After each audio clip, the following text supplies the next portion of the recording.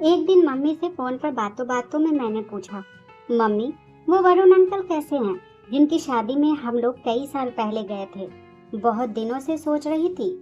अब जब भी आपसे बात करूंगी तब जरूर पूछूंगी उनके बारे में। कैसी चल रही है उनकी जिंदगी? उनकी पत्नी बहुत खूबसूरत है। देखते ही वो मन को डुबा गई। कितनी खूबसूरत है वो।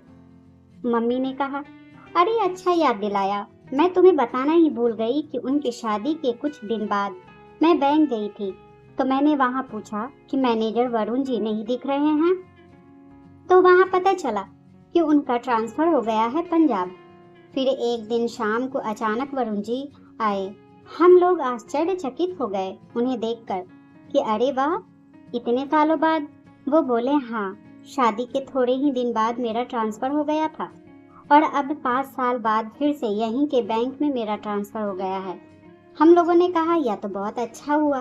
तभी पापा ने कहा, और बताओ कैसी चल रही है तुम्हारी जिंदगी? तुम तो बिना बताए ही चले गए। शादी के बाद बहू के साथ घर बुलाने का मौका ही नहीं दिया। बहू कैसी है? बच्चे वगैरह हैं क्या? वरुण जी ने हमें बताया कि सब कुछ बहुत अच्छे से चल रहा है। 2 बच्चे हैं हमारे, बहुत प्यारे हैं दोनों। लेकिन मैं आप लोगों को इसके पीछे की कहानी बताना चाहता हूँ। अब आप लोगों से क्या छिपाएं? ये बात हमने किसी से नहीं कही और ना ही कभी कहेंगे। पता नहीं क्यों आप लोगों से कहने को दिल कर रहा है। हमने कहा, क्यों, क्या हुआ? सुमन अच्छी तो है? हाँ भाभी जी, बहुत अच्छी है। सुमन घर को, परिवार को अच्छी तरह देख रही है। तो फिर क्या हुआ? वरुण जी बोले, शादी की रात को जब हम सुमन से मिले तब सुमन ने कहा, मैं आपसे कुछ कहना चाहती हूँ। मैंने कहा, क्या? वो बोली, शायद जो मैं कहना चाह रही हूँ उसे सुनकर आप मुझे और मेरे परिवार को माफ नहीं करोगे। मैंने कहा, ऐसी क्या बात है सुमन? तभी सुमन ने बताया, मेरी शादी की बात मेरी मम्मी की एक सहेली ने की थी। एक दिन अचानक मेरे घर आंटी आपको और आपके पूरे परिवार को मेरे घर लेकर आई और आपको मुझसे मिलवाया। उस दिन मुझे लगा मैं आपको सब सच बता दूं, लेकिन आंटी को इस बारे में कुछ नहीं मालूम था। इस डर से आपको नहीं बताया और आप मुझसे मिलकर बहुत खुश लग रहे थे। तब लगा आपको यह सुनकर बहुत बड़ा धक्का लगेगा और आपको पाने की खुशी में मैं भी मन ही मन खुश थी और मुझे लगा मेरी किस्मत आपके रूप में चलकर आई है। यह सोचकर खामोश रह गई, लेकिन बाद में सोचा यह गलत है, आपके साथ अन्याय है और सोचा शादी की रात को आपसे कहूंगी, फिर आपका जो फैसला होगा मुझे मंजूर होगा। मैं यह कहना चाह रही हूँ, मैं आपको संतान का सुख नहीं दे सकती क्यों सुमन बोलो?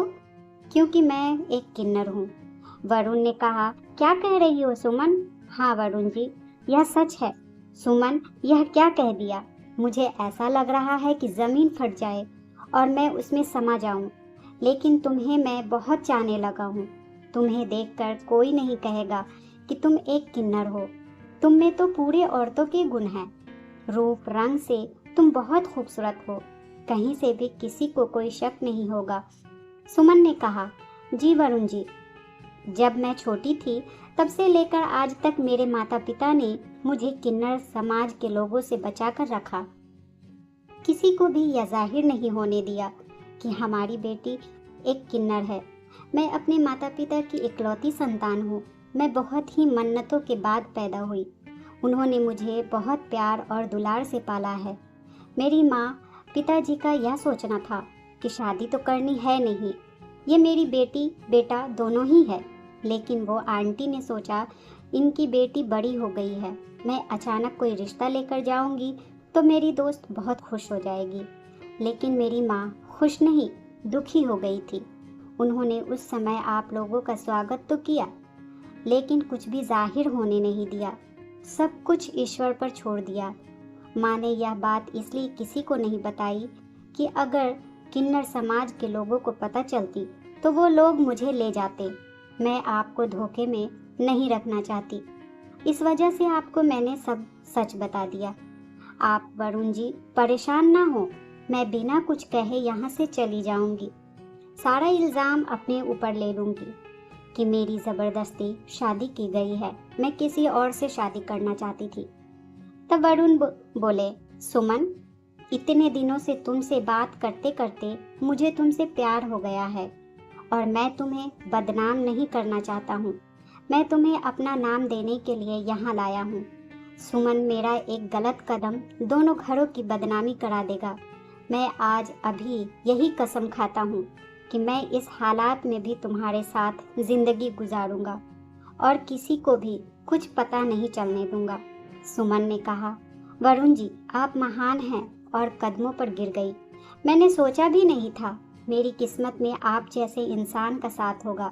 मैंने पति के सुख की और परिवार की कभी कल्पना भी नहीं की थी। मैं धन्य हो गई आपका साथ पाकर। भाभी जी, कुछ समय बाद हम पंजाब चले गए। वहाँ हमने 2 साल के डिफरेंसेस से एक लड़का और एक लड़की गोद लिया है। आज लड़की 4 साल की है और लड़का 2 साल का है। सुमन ने माँ का फर्ज बखूबी निभाया और उसके माँ बनने का सपना भी पूरा हो गया। हम लोग एक खुशहाल जिंदगी गुजार रहे हैं। मम्मी ने बताया कि फिर हम दोनों ने वरुण जी को सैल्यूट किया और आशीर्वाद दिया। तुम धन्य हो, महान हो, ऐसा कोई नहीं करता जो तुमने किया है। उन्होंने कहा, शायद मेरी किस्मत में सुमन ही लिखी थी, इसलिए तो हमारी शादी हुई। शादी के बाद मैं उसे छोड़ दूं, ये कहाँ का इंसाफ है। उसने क्या बिगाड़ा है? सृष्टि ने जो रचना उसकी की है, जो उसी में वह मुझे स्वीकार है। मैंने उसे पत्नी का दर्जा दिया और बच्चों को गोद लेकर उसे माँ का भी दर्जा दे दिया।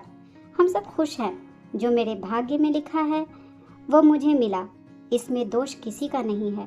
दोस्तों, यह थी हमारी आज की कहानी। आज की कहानी आपको कैसी लगी कमेंट बॉक्स में ज़रूर बताएं।